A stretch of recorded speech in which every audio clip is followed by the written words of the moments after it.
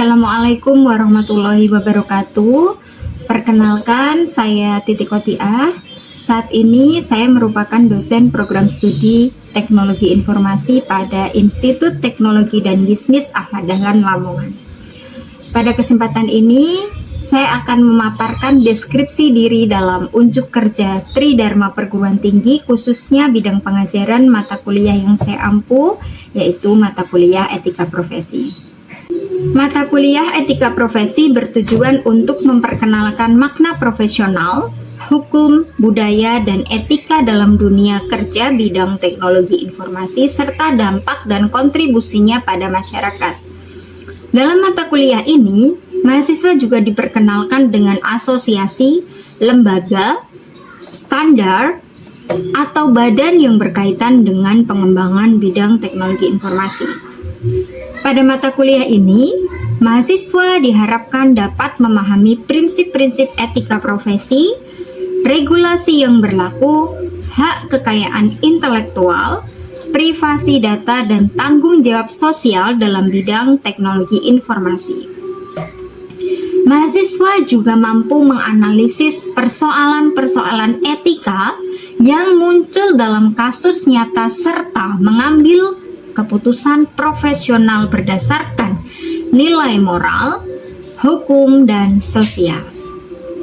Selain itu, mahasiswa mampu menunjukkan sikap religius, menjunjung tinggi nilai kemanusiaan, nasionalisme, bertanggung jawab terhadap profesi, mematuhi kode etik, serta menerapkan kepemimpinan etis dan kemampuan bekerja dalam tim.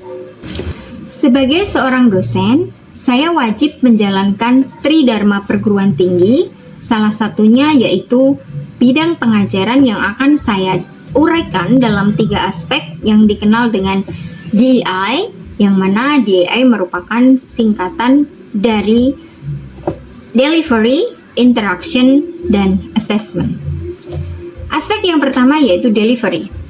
Delivery merupakan cara penyampaian materi perkuliahan dari dosen kepada mahasiswa dengan mengacu pada RPS yang telah dijelaskan pada kontrak kuliah dan diharapkan mampu menunjang capaian profil lulusan yang disesuaikan dengan standar penyusunan kurikulum, yaitu sikap, pengetahuan, keterampilan umum, dan keterampilan khusus. Dari CPL kemudian akan diturunkan pada CPMK sebagai berikut. Dari CPMK tersebut akan diturunkan dalam beberapa sub CPMK sebagai berikut.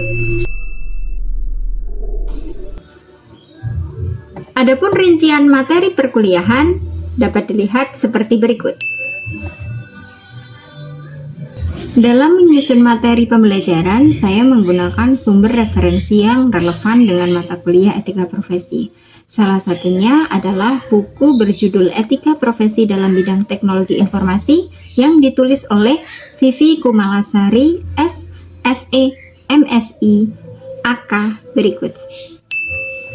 Selain itu, saya juga menggunakan sumber referensi lainnya. Kegiatan pembelajaran dilaksanakan dengan student center learning, yaitu berpusat pada mahasiswa untuk terlibat aktif di dalam pembelajaran. Metode pembelajaran dilaksanakan dengan collaborative learn, yaitu dengan metode ceramah, diskusi, tanya jawab, presentasi kelompok, case-based learning, maupun practice-based learning. Aspek yang kedua dalam DEI yaitu interaction. Interaction merupakan bentuk interaksi antara dosen dan mahasiswa dalam penyampaian materi pembelajaran. Adapun penyampaian materi pembelajaran ini dilaksanakan secara offline maupun online melalui e-learning yang telah disediakan oleh kampus. Selain itu juga menggunakan media lainnya seperti Zoom Meeting, Google Classroom, maupun WhatsApp Group yang telah dibuat sebelumnya untuk melakukan koordinasi maupun share informasi berkaitan dengan mata kuliah Etika Profesi. Selanjutnya, aspek yang ketiga dalam DEI adalah assessment. Asesmen merupakan bentuk penilaian pada proses hasil pembelajaran mahasiswa yang telah ditetapkan melalui beberapa kriteria sebagai berikut. Demikian penjabaran DEI yang telah saya sampaikan. Selanjutnya, saya akan menayangkan cuplikan video pembelajaran pada mata kuliah yang saya ampu, yaitu mata kuliah etika profesi. Selamat menyaksikan. Ya. Assalamualaikum warahmatullahi wabarakatuh. Waalaikumsalam warahmatullahi wabarakatuh. Oke, kita ketemu lagi di mata kuliah etika profesi ya. Ini minggu ketiga, jadi ini adalah pertemuan minggu ketiga. Nah, untuk pertemuan minggu ketiga, saya harap lebih baik daripada minggu-minggu sebelumnya ya. Seperti biasa, perkuliahan daring. Jadi saya harapkan kalian mengaktifkan semua kameranya ya. Jadi saya nggak ada yang di balik layar atau off cam gitu ya. Nah, biar saya tahu nih posisi kalian lagi ada di mana. Karena kan online ya, jadi kalian boleh dari mana saja, tapi tetap harus memperhatikan seperti itu. Ya, oke. Yang belum on cam, silakan kameranya diaktifkan dan kita akan mulai perkuliahan hari ini. Mari kita mulai perkuliahan hari ini dengan bacaan Bismillah. Dan sebelum itu, mari kita berdoa ya, supaya perkuliahan hari ini berjalan dengan lancar dan bisa dimengerti apa yang nanti akan kita bahas. Berdoa dimulai.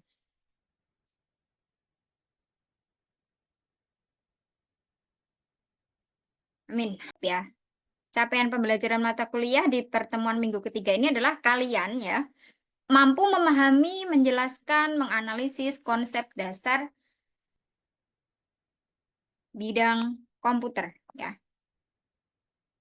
Maksud saya konsep dasar etika di bidang komputer. Kenapa bidang komputer? Kenapa nggak di bidang yang lainnya ya? Karena skop kita adalah teknologi informasi. Tentu saja itu adalah ilmu komputer ya.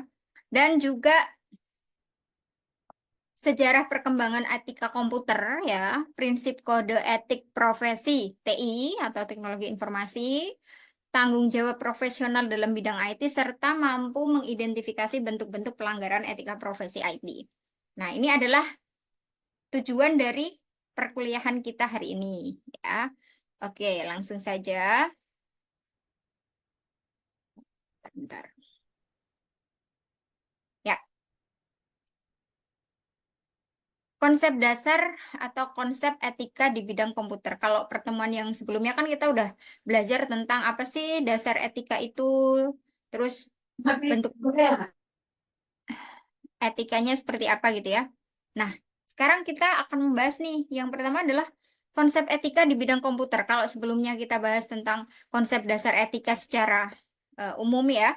Nah, kalau sekarang ini kita lebih spesifik lagi di bidang etika eh, komputer gitu ya. Maksudnya di konsep etika di bidang komputer tentu saja. Nah, kalian bisa membaca ini, namun saya akan jelaskan lebih lanjut ya. Jadi, jumlah interaksi manusia dengan komputer ini kan semakin meningkat ya dari waktu ke waktu. Yang dulunya komputer itu menjadi hal yang sebuah barang yang susah untuk dijangkau gitu ya dulunya kan nggak semua orang tuh punya komputer. Nah, tapi sekarang ini bahkan kalian pun eh, sepertinya nggak ada ya mahasiswa yang nggak punya laptop gitu ya. Saya mengutip dari artikel What's the Computer Ethics gitu ya, yang ditulis pada tahun 1985. Bu, kenapa kok lama banget? Kok tahun lama? Ya karena kita perlu untuk dari awal tuh konsep etika di bidang komputer itu diperkenalkan oleh siapa gitu. Nah, kita jadi harus tahu nih awal mulanya dulu ya. Nah, ini penulisnya adalah James Moore ya, memberikan suatu definisi etika komputer secara lebih luas ya, yang eh, dibandingkan juga dengan tokoh-tokoh lainnya. Nanti ada nih di slide berikutnya.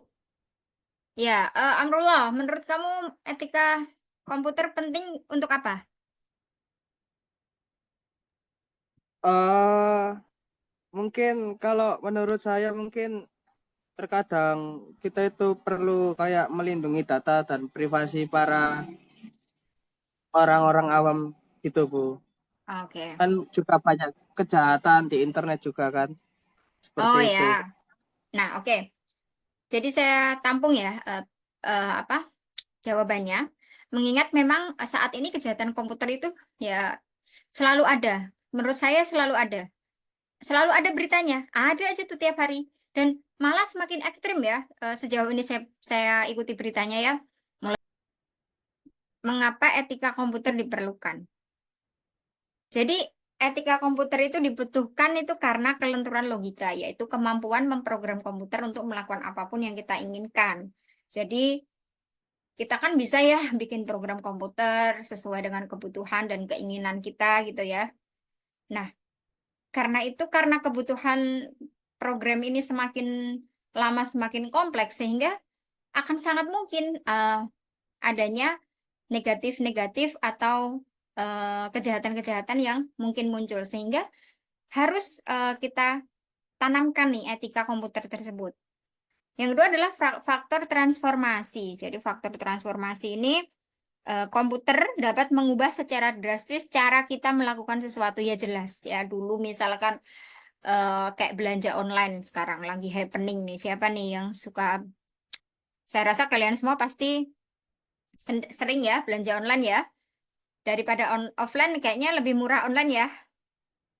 Nah, transformasi itu disebut transformasi. Jadi kalau dulu kita belanja harus banget pergi ke pasar gitu ya. Nah, kalau sekarang kan nggak perlu. Kita di rumah aja dengan eh, nggak terbatas waktu. Pokoknya kita bisa aja tuh belanja gitu kan ya.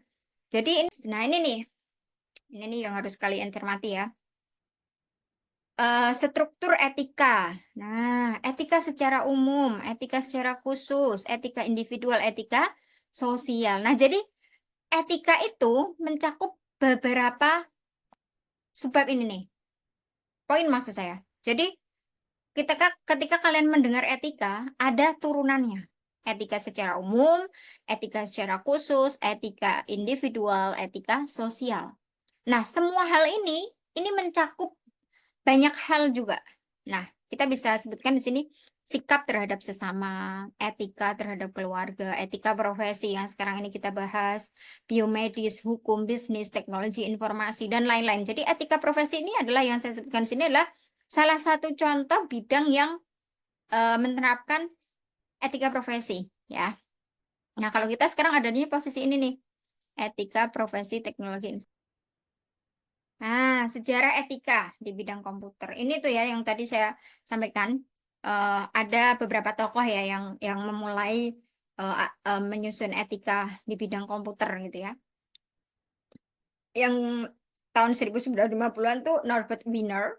Ya, 1960-an ada Don Parker ya.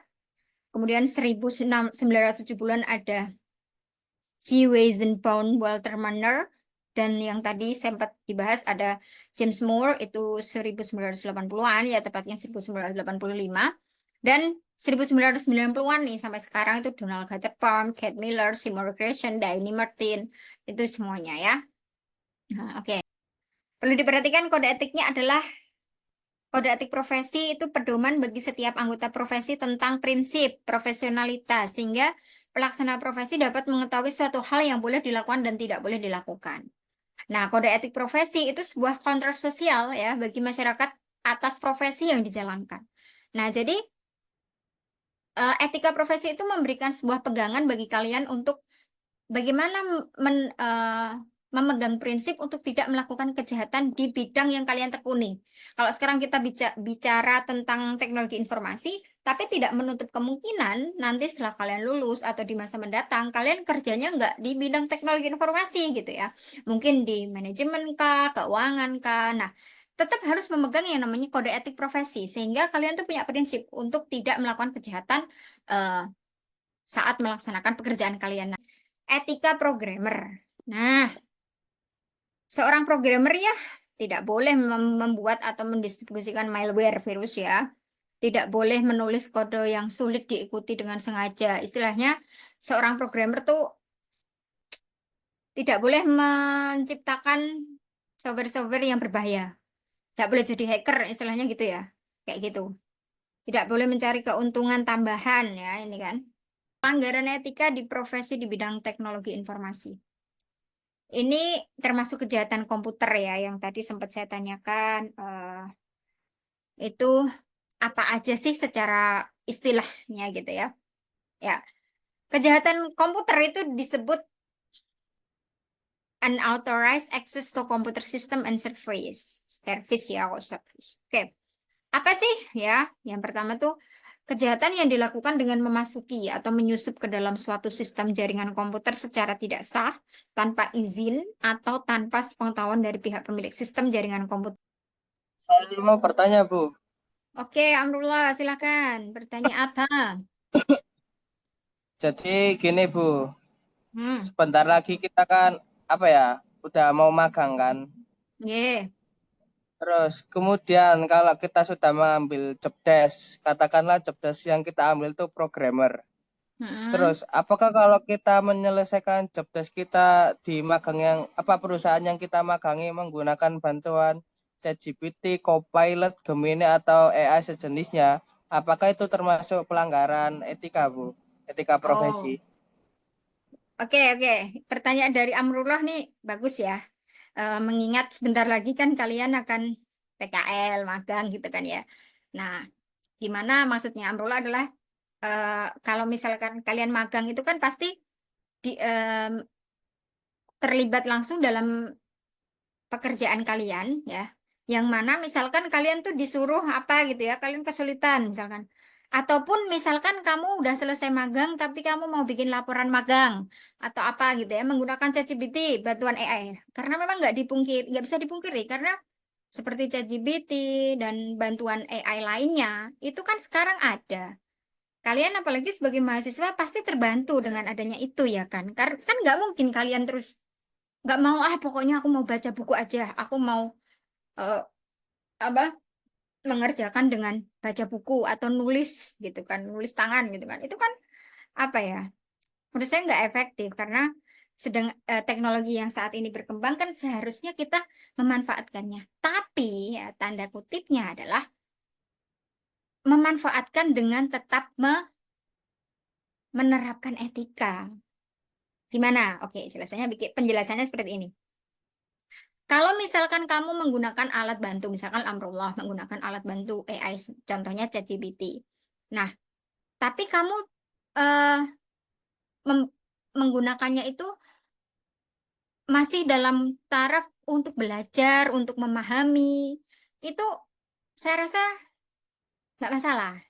Tapi kalau kamu minta dibantu, tapi hasilnya itu langsung kamu copy paste gitu ya. Kok kamu nggak pertimbangkan apa-apa, pokoknya udah yang tampil di AI itu terus kamu kopas gitu ya. Langsung kamu contoh plak gitu. Nah, itu namanya ya tetap aja nggak etis, nggak bijak gitu ya. Karena kamu langsung menyalin seluruh informasi itu padahal kan ChatGPT, AI, bantuan AI Copilot, Gemini sekarang yang ada di Google itu kan memberikan rekomendasi. Tapi kan kalian sebagai pengguna harus tetap ngecek apakah itu benar gitu ya. Jadi nggak boleh kalau langsung seluruhnya di copy paste. Makanya itu kan selalu setiap saya kasih tugas itu kan clue-nya adalah tidak boleh copy paste. Gunakan pendapat kalian sendiri. Nah, itu artinya adalah supaya kalian itu bisa mengeksplor diri kalian dan hak kalian juga untuk eh, di luar menggunakan bantuan AI semacam apapun untuk kalian belajar gitu ya. Tapi kalau langsung copy paste udahlah nggak usah dibaca langsung copy paste. Nah itu namanya nggak etis dan nggak bijak. Nah seperti itu ya. Jadi harus bisa bijak dalam menggunakan teknologi bantuan belajar saat ini. Oke, itu Amrullah. Ada lagi? Saya Terima Bu, kasih, Bu. izin bertanya. Oke, silakan Rizky Kamila. Gini Bu, misalnya kan kita bekerja bekerja sebagai programmer di suatu Mm-mm. perusahaan besar yang sudah terkenal gitu loh Bu di wilayah-wilayah tertentu. Lalu Ya, saya tuh diminta untuk memanipulasi data sedikit agar terlihat bagus. Hmm. Dan ancamannya kalau misalnya saya gak melakukan, saya akan dikeluarkan dari perusahaan tersebut. Lalu yang saya ambil tindakannya itu gimana? Dikerjakan Oke. apa saya ngambil enggak gitu? Oke, ya Terima kasih. pertanyaan dari Rizky Kamila itu bagus ya. Jadi ini arahnya ke gimana nanti kalau misalkan ada seperti itu gitu ya. Karena berkaitan dengan etika profesi gitu ya, profesi kalian nanti. Oke, ini perlu diperhatikan ya. Jadi misalkan kalian udah bekerja di sebuah perusahaan, terus kalian disuruh pimpinan kalian ya untuk memanipulasi data gitu ya, agar terlihat bagus gitu ya. Kalau enggak, kalian nanti bakalan dikeluarkan dari perusahaan. Nah, ini kan agak-agak ekstrim juga ya, udah susah-susah itu dapat kerjaan, tapi nah kok ujung-ujungnya dikeluarin gitu ya. Kan sakit banget itu pasti ya. Nah, ya semoga harapannya saya sih semoga kalian semua nggak mengalaminya ya. Cuman kita bolehlah kalau misalkan kita punya pemikiran seperti itu eh, ya antisipasi aja. Nah, ini pertanyaan dari Rizky Kamila ini termasuk dilema etika yang nyata ya. Jadi saya rasa banyak orang-orang di luar sana yang mengalami hal ini. Ya, kalau secara profesional, Rizky Kamila harus menolak. Misalkan, nggak cuma Rizky Kamila aja, semuanya.